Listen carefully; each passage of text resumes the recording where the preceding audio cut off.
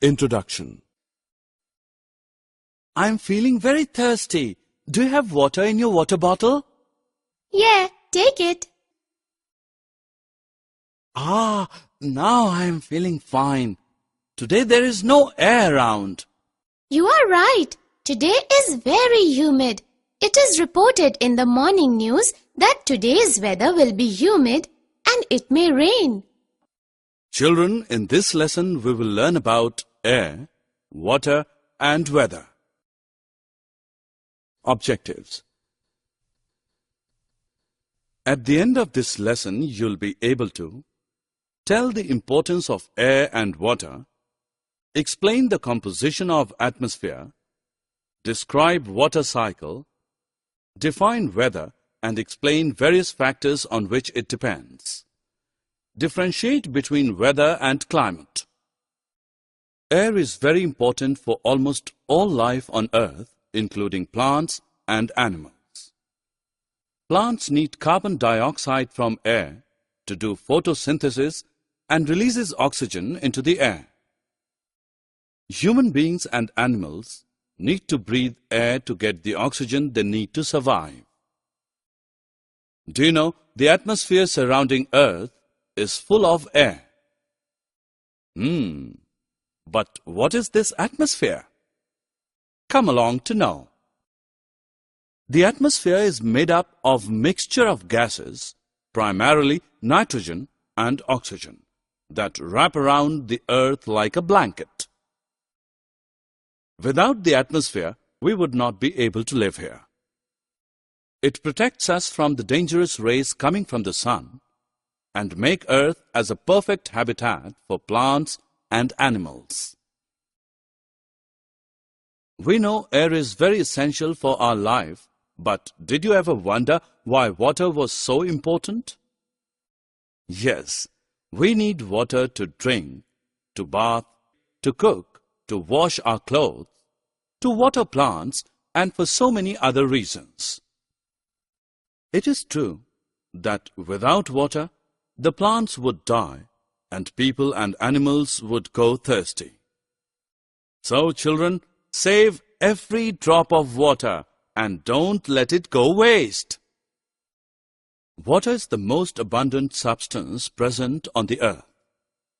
In fact, our Earth's 70% surface area is covered with water.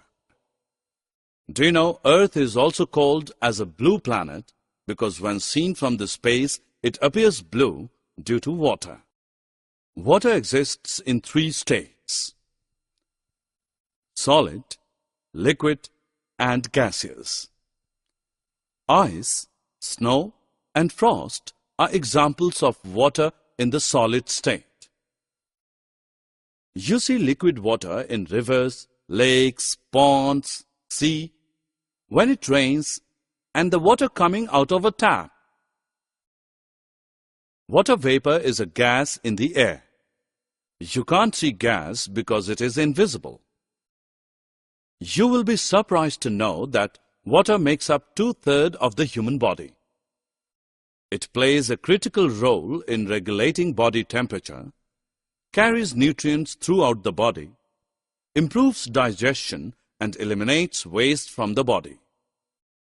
Drag and drop the correct option into its respective place. Have you ever wondered where does all the water in rain come from? Well, there is always a certain amount of water vapor in the atmosphere. It comes from the Earth's surface water like oceans, rivers, and lakes. The heat of the sun heats up the water from the surface of these reservoirs and changes water from the liquid state to the gaseous state. This is called evaporation. High up in the atmosphere, water vapors cool down and form clouds. This is called condensation. When the water molecules in clouds begin to collect, they form bigger droplets and fall down as rain, snow, or hail, depending upon the temperature. This is called precipitation. Finally, the water reaches the water bodies and gets collected there. Well, you can see water is constantly cycling from land to air and back to land again. This process is known as the water cycle. Therefore, kids, water on our earth will never come to an end. Hey, did you check today's weather forecast? No? What is this weather? Basically, weather is a condition of an atmosphere at a certain place and time. Well, the weather depends on many factors such as temperature, humidity, and air pressure. Come, let us learn about these factors. Probably we all know that temperature is a measure of how hot or cold the air is. It depends upon the energy it receives from the sun. Temperature is measured with the help of a device called thermometer, and it is calculated in degrees Celsius and degrees Fahrenheit. Another important factor influencing weather is humidity. Humidity is the amount of water vapor present in the air. Yes, the air around us is full of water. You can usually see the water evaporates from lakes, oceans, rivers, and even from the trees. When the humidity increases, we sweat a lot and feel sticky and uncomfortable. When the humidity in the air reaches nearly 100%, the air can't hold too much vapors, and if the temperature falls at that place, water vapors return to its original liquid state. As the condensation happens close to the ground, mist and fog is produced. And very high up in the atmosphere, clouds are formed. Eventually, water from the clouds return back to the earth in the form of rain, snow, or hail. What next? Yes, air pressure. You might not realize, but the air around you actually has a weight. We measure air pressure with the device called the barometer. In areas of high pressure, the air slowly descends to the Earth's surface. High pressure areas are associated with clear sunny days. In areas of low pressure, air rises up into the atmosphere. Low pressure areas have high humidity, clouds, rain, and other kind of precipitation. Is weather and climate the same? No. Areas' long-term weather patterns determines climate.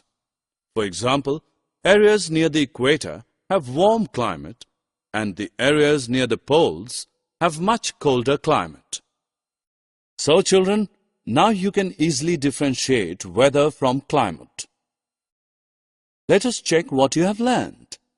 Match the terms of column A with the terms of column B. Summary. Let us summarize what we have learned. Human beings and animals need to breathe air to get the oxygen they need to survive. The atmosphere is made up of mixture of gases, primarily nitrogen and oxygen, that wrap around the earth like a blanket. We should save every drop of water and don't let it go waste. Water plays a critical role in regulating body temperature, carries nutrients throughout the body, improves digestion, and eliminates waste from the body. The process of constant cycling of water from land to air and back to land again is called water cycle. Weather is a condition of an atmosphere at a certain place and time. Humidity is the amount of water vapor present in the air. Areas' long-term weather patterns determines the climate.